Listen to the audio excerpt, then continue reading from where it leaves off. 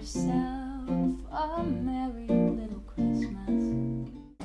Time to make feijoada. In feijoada, you have pig ears, tail, feet. Awesome, but it can be kind of heavy. So my family doesn't really like it, those heavy parts as much. So what I do is, because you have spare ribs is a common ingredient. I've found that rib tips, St. Louis ribs, and a combination of those with spare ribs is really good. Now, usually when you cook the meat, you use a pressure cooker, so which I have right here, all the way from Brazil, of course. But and you cook the meat in there, the pork. But I've decided to do a slow cook, kind of American style, in a slow oven. So the pork pieces, as you can see, I've been cooking all day in there. They have been on since this morning, even before we opened our presents. So always make sure when you make feijoada, you got a big pan. So what we're going to start off with is the black beans. You gotta, a lot of people soak them. I make sure that they're not too cooked when you put them in. You want to get them a little started so that they slow cook with the meat. So what I do is I use a pressure cooker. And what you do is you mix it with some carne seca, which I have right here. Carne seca. I'm going to cut this into chunks, and it's going to go in with the beans because you want to get that carne seca flavor into the beans. That's Beth Carvalho. You gotta have Beth Carvalho on it. So I make small chunks here. You know, take a piece, make little cubes. Not cubes, really. They're like bite-sized chunks like that. Think about that big. All right. Just pop that in the pan. One package. And a lot of the ingredients that I have today are from Brazil Legal, which is over on Western Avenue. Find any sort of place that has Brazilian products like carne seca. The sausage we'll be using like paio and calabrese. Now, the important part about the carne seca is it's dried with salt. You know, it's salt preserved, so you need to do at least 4 changes of water over a 24-hour period, so that's not too salty because your feijoada will be unbearable. So once the carne seca starts to cook with the beans, that's when the house starts smelling like feijoada. Okay, chunks. Now, get yourself, make sure you always have a fresh black beans, right? Get yourself a fresh bag. I went ahead and got some from Brazil, get a kilo. A kilo's about right. Make sure you rinse them. So then you add the beans to your pressure cooker with your carne seca. Feijão preto gostoso. Okay, so you got the beans and the carne seca in here. Kind of see here. There, right? You gotta fill it up with a lot of water.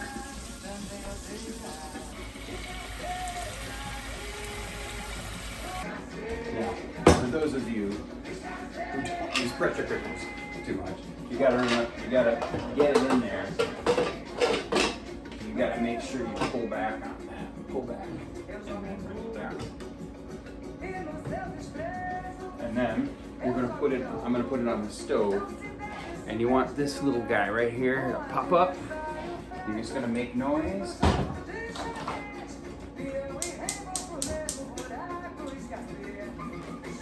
Put on nice heat so it gets hot, and then let it sit. Some people do for the longer. I like to do a shorter time, like maybe about 10-15 minutes like this, just to give a little bit, because you don't want to overcook the beans, because when you get in there, they turn into this, right? Okay, now let's cut up the sausages. These are, you gotta get at the linguiça calabrese, important. So you're gonna have these sausage pieces, we're gonna put in a bowl. calabrese is really delicious. It's really good grilled in Brazil. It is very garlicky sausage. And I cut them just into kind of like bite-sized discs, you know, kind of like this. Really nice calabrese. Calabrese, and the next is the paio. Paio, you gotta get, there's paio. So the thing with paio is it has a kind of like a, it's encased in plastic. You want to make sure you get that out of it. You get it in there and see. I've seen it in kind of like a triangular kind of discs. So to make discs like that, I make little triangles like that. A lot of meat in this dish. Okay, there's your paio. You're gonna be adding those at some point later. Next is you can get salt pork. You can get a package of bacon. You can get a chunk of, you know, you can have it be smoked. You can have just salt pork, whichever. I got Maria went and got just a chunk of bacon that's smoked from looks like from not sure exactly what part he's buying. It's bacon.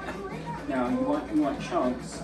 You'll see in a lot of videos where you see chunks this big or smaller. I don't do them huge. Now when you look at your bacon, if it has might have a rind on it, you want to take that off. That won't be pleasant. You want the chunks because you want to have like brown little pieces. They're really delicious. I think probably chunks like this, you know, little bite size like that. That's what I do. Oh, I chop up a fillet. Those eyes, they're burning. So you want a bunch of fillets too. You just 4 or 5 out of the oven. I'm going to cut up now my pieces of pork out of the oven. Just so you can see how this works. I got new oven mitts for Christmas. Yeah. Thank you, Gabby and Maria.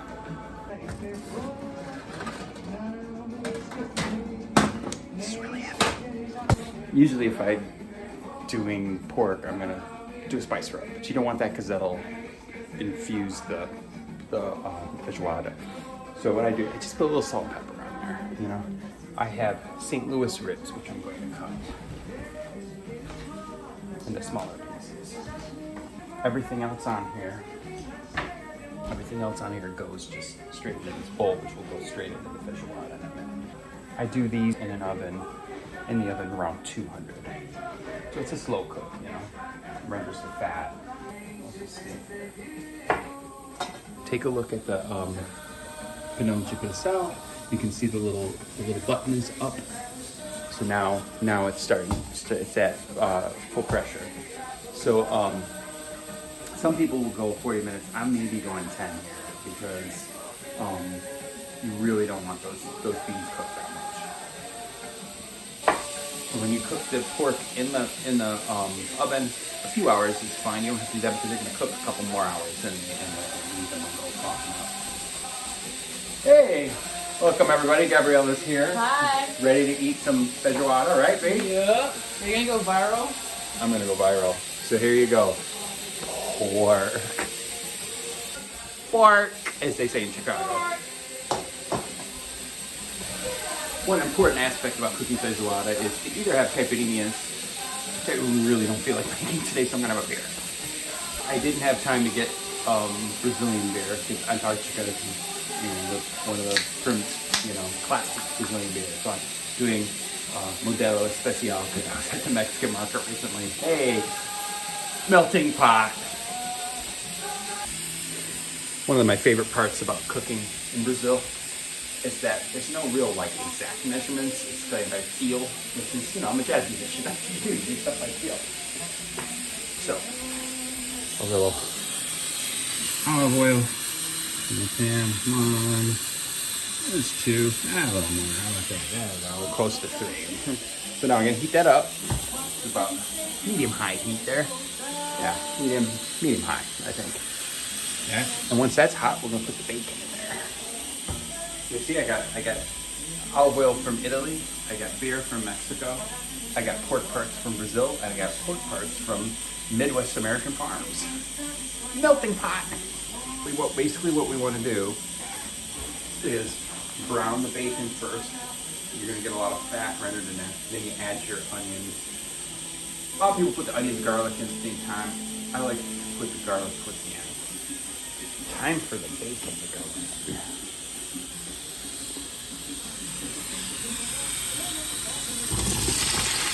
Look at those chunks of bacon.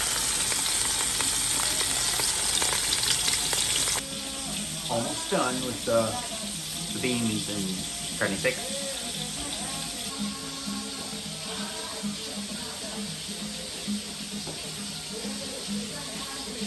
Merry Christmas 2020. Oh. Turn off the heat. Now, just a minute, I'm going to show you what you do with the pressure cooker. You've never used it before. You stop the pressure cooking. Those of you who have not done this before, when you pull this up, that means, take a look here. That means it's still under pressure, right? So you take cold water, just run over the top until your little button drops.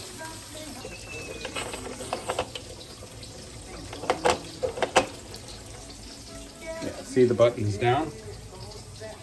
Okay, safe to open. So now, top's off. You can see beans have grown a bunch. There's still water in there. You're gonna keep that in when you dump it in. And your beans are still hard, but a little bit cooked.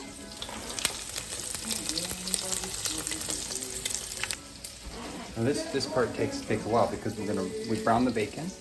We're gonna put in the onions, get them translucent. You know, add the garlic as well. And then you're gonna add your sausage and let that brown. So that's another 20 minutes on top of that. So it takes a while to get this going. A good hour and a half to just for the first part. Time to add the onions.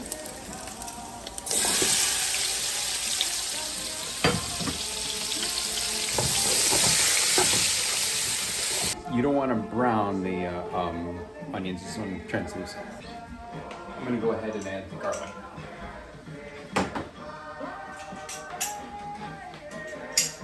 As Maria's come in here, and she says it smells like feijoada, right, babe? Oh, absolutamente.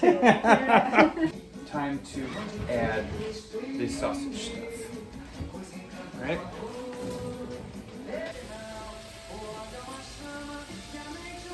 How did you learn how to make feijoada? Well, I was hanging out with Maria 20 years ago in Bahia. Actually, outside of Bahia in Petropolis. We were with her sister, Santuza.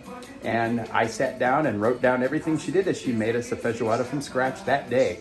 She used pig ears and pig's feet. No thanks. Assim que você dança quando faz uma feijoada, right? Yeah. The history of this pan is my late mother-in-law, Donna Teresa, got this for us.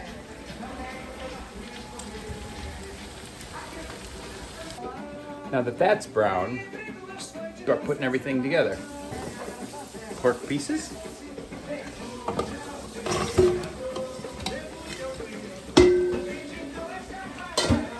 Beans.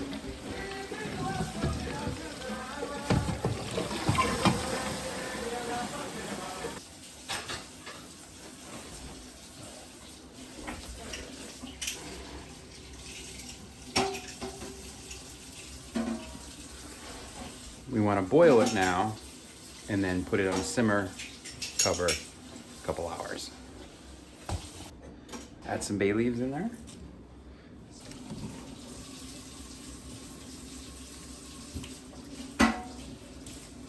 One important aspect about feijoada is that you don't have to add salt because you already got your sausage, your carne seca, which already has salt in it, even though you've taken a lot of it out. No salt. Feijoada is now boiling.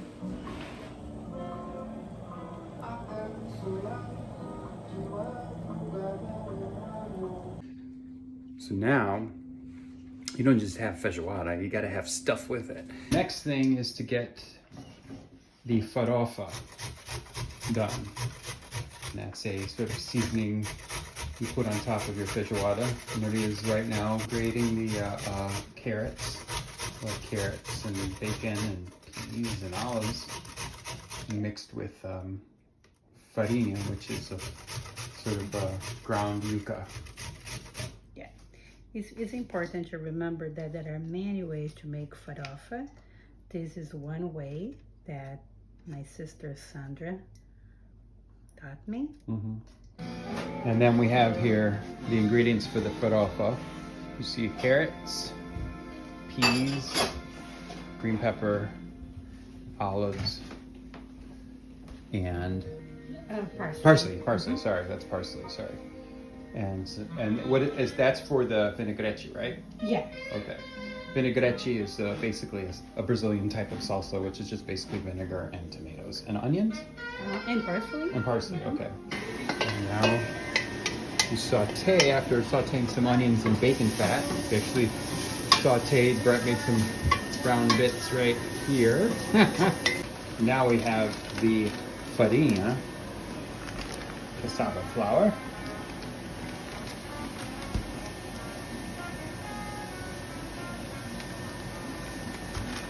Just need a little bit like that. Yeah, and then you keep adding. And as you need it, right? As you need it. Okay.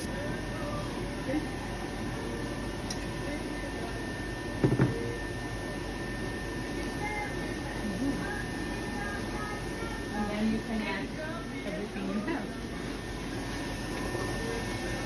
Those are your choice, you know, Right. things that you Okay. like. Some people even put pieces of banana, Okay. maçã.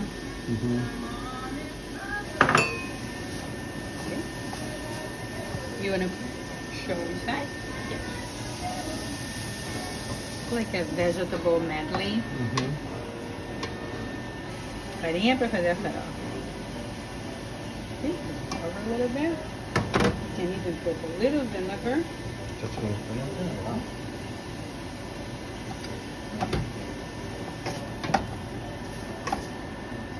And then you can adjust to your preference. Like, see, here you cannot see much of the flour, so the farinha, então vamos adicionar mais.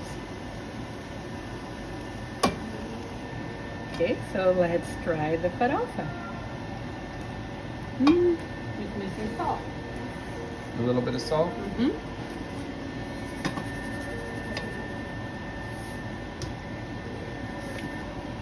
The bacon. It's great. It's great, right? And then I think we can already put the parsley. Yeah. So that would be beautiful color. So parsley doesn't need to cook. It's Just for flavor, right? just for flavor.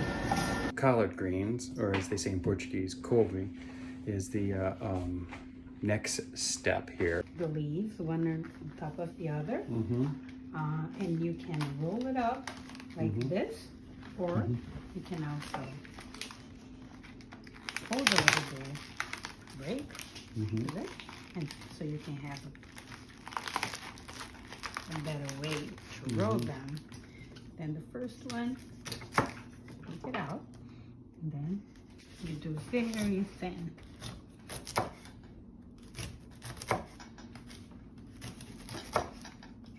If you do too thick, then it's hard to get the flavor when you cook.